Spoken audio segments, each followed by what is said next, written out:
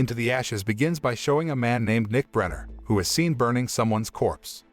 After getting out of prison and leaving the criminal world behind, Nick works in a furniture store, marries a woman named Tara, and lives happily in a small town in Alabama.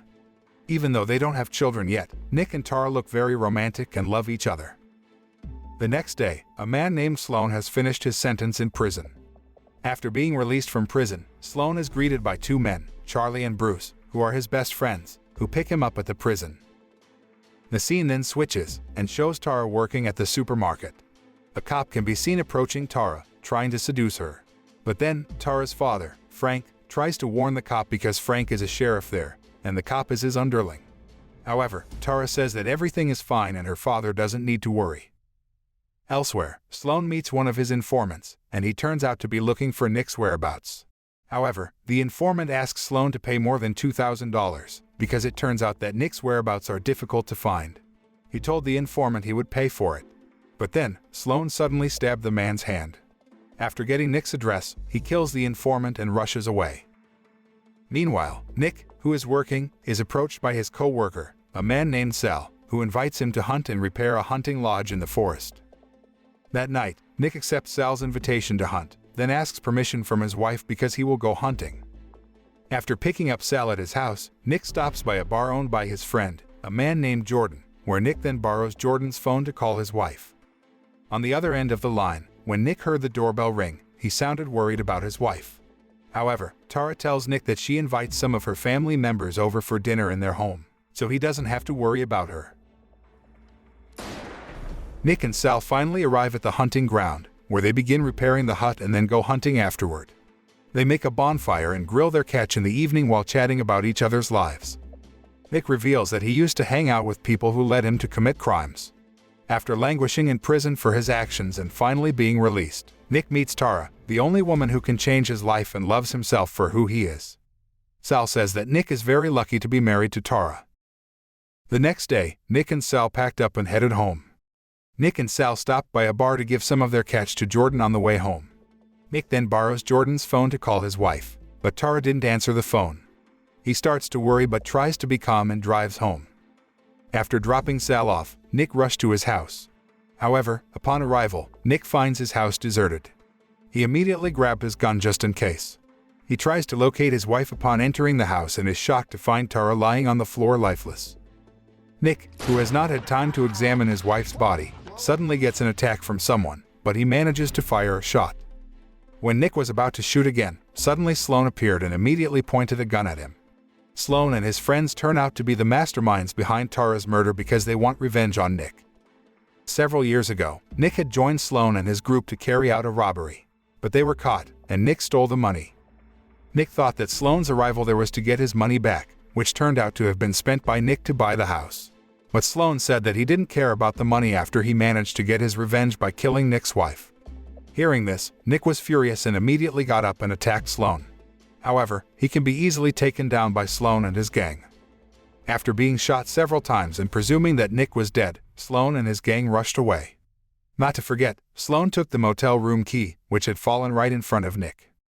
Not long after, Nick, who was apparently still alive after receiving a fatal gunshot wound, then tried to get up and rushed after Sloan and his gang. However, because his injuries were quite severe, Nick felt his body getting weaker and weaker, so he finally collapsed unconscious. When Nick finally wakes up from unconsciousness, he finds himself in the hospital and his hands in handcuffs. Not only that, he finds that Tara's father, Frank, is sitting opposite him, and says that Nick has been named a suspect in Tara's murder because the police found him in his car and assumed that he tried to run away after killing his wife. But Nick insists he didn't kill Tara and tries to convince Frank to let him go so he can find his wife's killer. Hearing Nick's statement, Frank was silent and then left his son-in-law. After that, Frank visits the scene to investigate the murder of his daughter further and hopes to find clues there. Meanwhile, Nick pretends to ask a policeman for water to drink at the hospital.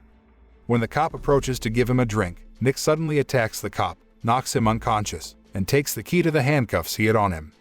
After successfully freeing himself, Nick slipped away from the hospital wearing the sheriff's jacket and hat. He then steals a police car and rushes to Sal's house for help. Arriving at Sal's house, Nick tells Sal about everything that happened and asks for help to hide the police car he stole.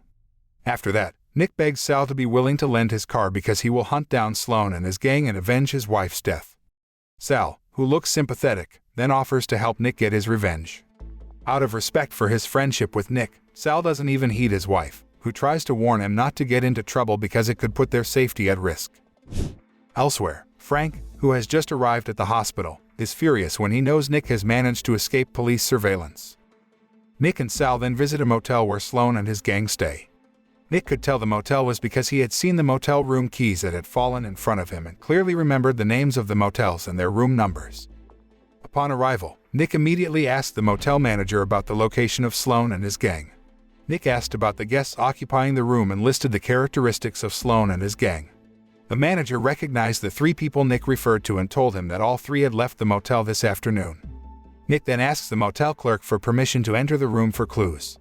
However, after Nick and Sal searched the room for some time, they couldn't find any clues. After exiting the motel, Nick and Sal are suddenly attacked by a man who fires bullets at them. Sal is shot in the neck, while Nick avoids the shot by taking cover behind a car. Nick stealthily takes out his gun and fires a shot at the attacker, who turns out to be Charlie. After successfully cornering Charlie, Nick then asks about the whereabouts of Sloan and Bruce. Because he was at gunpoint, Charlie, who was terrified, told him everything. After that, Charlie begs Nick for mercy to not kill him, but Nick didn't care and immediately killed him. Nick then checked the condition of Sal, who had been shot. But as it turned out, he had died. Nick was immediately shocked and felt guilty for involving Sal, which caused him to die. After his wife and his best friend are killed by Sloan and his gang, Nick is increasingly determined to take revenge and rushes to where Sloan and Bruce are currently. On the other hand, Frank, who received a report about the shooting at the motel, immediately rushed to the scene and was very surprised to know that Sal was the shooting victim. Elsewhere, Nick finally arrived at a gas station and immediately fired shots at Bruce when he saw him in the convenience store. However, at the same time, Sloan appears and immediately shoots Nick. Luckily, Nick still had time to hide behind a shelf. Hearing the sirens of a police car, Sloan decided to leave immediately. Nick didn't just let his wife's killer walk away and immediately rushed after Sloan. They were involved in a chase before Nick managed to hit the car driven by Sloan, overturning it. After that, Nick quickly incapacitates Sloan, drags him away from there, and tortures him before killing him. The next day, Frank, in his office, got a call from Jordan telling him that Nick was currently at his cabin on the hill.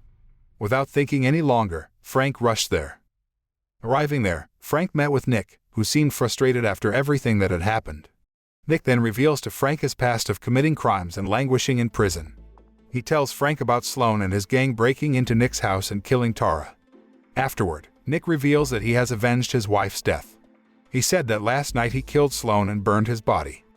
Frank was speechless because he did not think that Nick was a former criminal and had committed a murder. Deep down, Frank felt relief in his heart that his daughter's death had been avenged. On the other hand, he has a responsibility as a sheriff to quell crimes and bring the perpetrators of crimes to justice, including his son-in-law. Frank then tells Nick that he should come with him to the police station to be held responsible for his actions.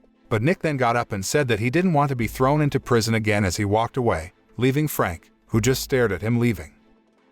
The moral that can be learned from this movie is, don't give up, repent, and admit our mistakes, even though we have to accept the consequences.